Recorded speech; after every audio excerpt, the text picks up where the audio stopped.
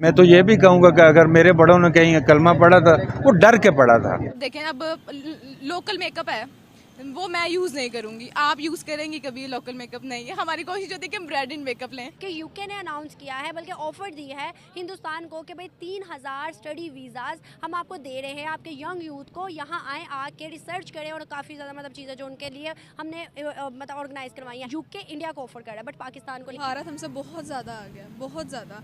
उनकी currency even हमसे बहुत ज़्यादा ऊपर जा चुकी है। एक रिपोर्ट मेरी नज़र से गुजरी और जब मैंने उसको पढ़ा तो मैं बड़ा हैरान रह गया कि यार यानी इस वक्त इंडिया 125 बिलियन डॉलर्स के ना उनके रेमिटेंसेस आ रहे हैं। पाकिस्तानियों के लिए हर गुजरता दिन पहले से बदतरीन होता जा रहा है। चाइना को गधे एक्सपोर्ट करते हैं, तो फर्क देखो ना कितना आगे कि भाई हम गधों की पैदावार में ज्यादा और वो आईटी के प्रोडक्शन में ज्यादा है। भारत के वजीर आजम नरेंद्र मोदी साहब को एक और दुनिया के बड़े लीडर ने सल्यूट कर दिया है, और वो है प्रेसिडेंट पुतिन साहब। I cannot imagine His Excellency Modi getting intimidated or being forced to take any steps or actions that would go against the national interests of India. हम बेईमान हो गए हैं ना, बस बेईमान हो गए हम अभी भी मुसलमान है, फिर बेईमान क्यों हो गए? मुसलमान ही तो बेईमान है। पुतिन साहब का ये कहना है कि तुम मोदी को नहीं डरा सके, तुम मोदी को नहीं डरा सकते, उसको खौफजदा नहीं कर सके। और मोदी एक ग्लोबल स्केल का लीडर है, दुनिया का बड़ा लीडर है, और उन्होंने सल्यूट किया है। ये जो हिंदू है, ये किसी चाइनीज को, किसी अमेरिकन को, किसी यूरोपियंस को अगले 25 से 50 साल में बहुत पीछे छोड़ के जाने वाला है। उसकी वजह ये है कि इनको कभी हिस्ट्री में सुकून नसीब ही नहीं हुआ। अच्छा, ये 75 साल पिछले जब उनको वो पुरसकून तरीके से वो कर रहे हैं, तो आपको पता है वो दुनिया के हर शोबे में जाके लीड कर रहे हैं। पाकिस्तान का तो वैसे भी हाल बद से बदतर होता जा रहा है और रोज भारत आए दिन कुछ न कुछ ऐसा कारनामा कर देता है जिससे पाकिस्तान और भी सदमे में, कोमा में चला जाता है। दरअसल यूके के प्राइम मिनिस्टर ने 3000 वीजा, लर्निंग वीजा इंडिया को प्रोवाइड किया है कि यहाँ से आए और यहाँ पे पढ़ाई करे, रिसर्च करे। अब ये पाकिस्तान रोना शुरू कर दिए है कि हमें तो इस्लामिक देश भी घुसने नहीं देता है, हमें वर्क परमिट वीजा नहीं देता है, हमें टूरिस्ट वीजा नहीं देता है, और भारत को लर्निंग वीजा दे रहा है, वहां पे बुला रहा है। कम से कम एक आध को हमें भी बुला लो, हमें भी पढ़ने का मौका दे दो। यार देखो पाकिस्तानियों, तुम्हें पढ़ने की क्या जरूरत है? तुम मदरसा में जाओ, वहां पे 72 हूर के बारे में और भी विस्तार से जानो कि वहां पे जन्नत में जाने के बाद और तुम किस किस वे में, किस किस तरह से उससे मजे ले सकते हो और क्या क्या तरीका है जन्नत जाने का। तो ये सब तुम सीखो। तुम लर्निंग वीजा लेके वैसे भी करोगे क्या?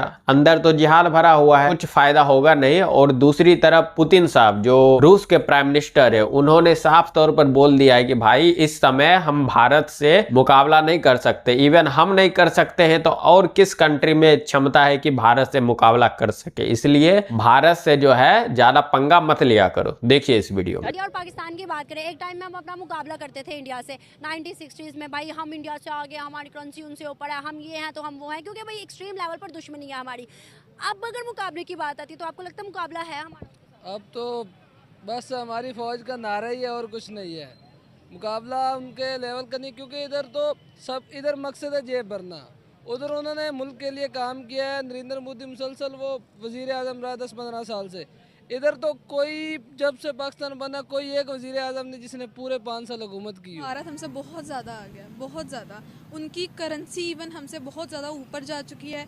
आप ये देखें कि अगर एक गाड़ी की कंपनी है, उसकी प्राइस रुपीज़ में, पाकिस्तान में अगर 8 लाख है तो भारत में 4 लाख है। तो कोई कंपैरिजन अब रहा ही नहीं है, कंपैरिजन अब हो ही नहीं सकता। वो बहुत आगे जा चुका है। उन्होंने अपना रॉकेट लॉन्च कर दिया है, उनकी जो है इंडस्ट्रीज़ वगैरह सब कुछ बहुत ऊपर जा चुकी है।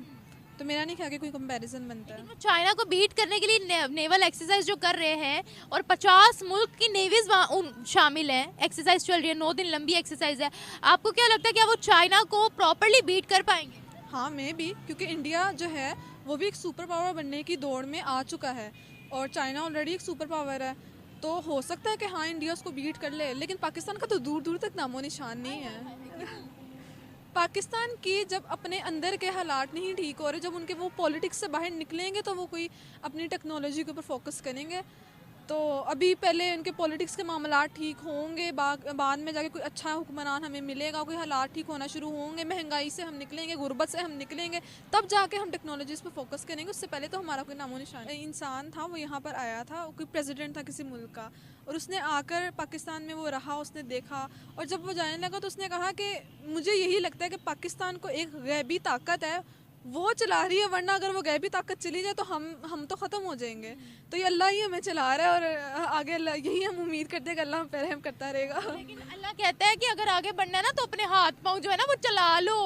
एक काहिल, एक सुस्त, एक निकम्मे इंसान को अल्लाह भी नहीं नवाजता, क्योंकि हम लोग खुद अपने आगे बढ़ने की लगन नहीं होती है हमें। आम आवाम अपनी पूरी कोशिश कर रही है, हर बंदा पैसे कमाने की दौड़ में है। चले ठीक है, इंडस्ट्रीज़ लगेंगी, इंसान हर कोई जॉब करने की कोशिश करता है, लेकिन हमारे हुक्मरान ही जब हमें आगे आने नहीं दे रहे तो हम क्या करें।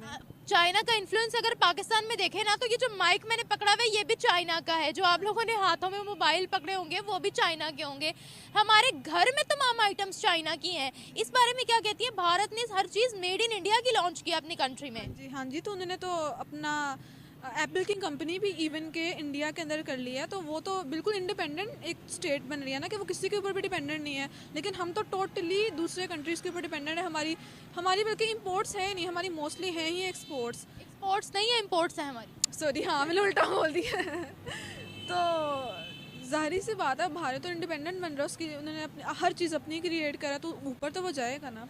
आप क्या कहती हैं, उनकी डेवलपमेंट में और हमारी डेवलपमेंट में आपकी नज़र में क्या फ़र्क है?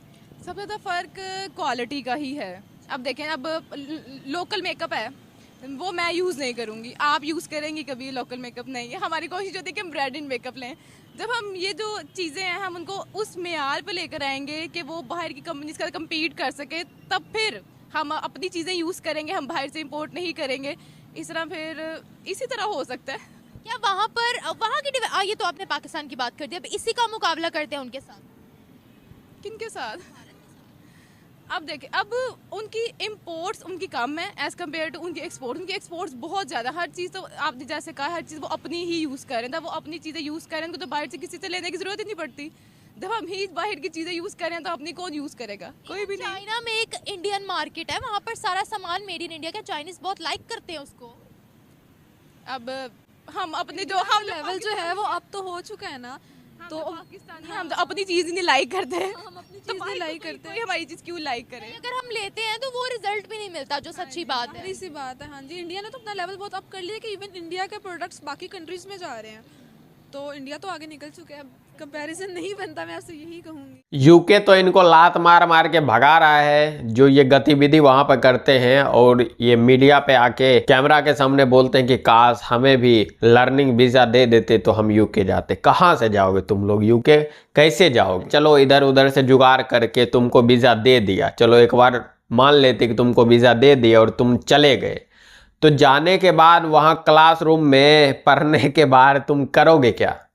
माइंड में तो तुम्हारे घूम रहा है वही 72 वर्जन, तो फिर तुम वहाँ पे पढ़ोगे और आसपास में जो होंगे उस पर तुम्हारा नज़र होगा कि काश इसको किस तरीके से मारे काटे, ताकि मरने के बाद फिर अय्यासियाँ हो, जन्नत में जाके फिर मज़े ले।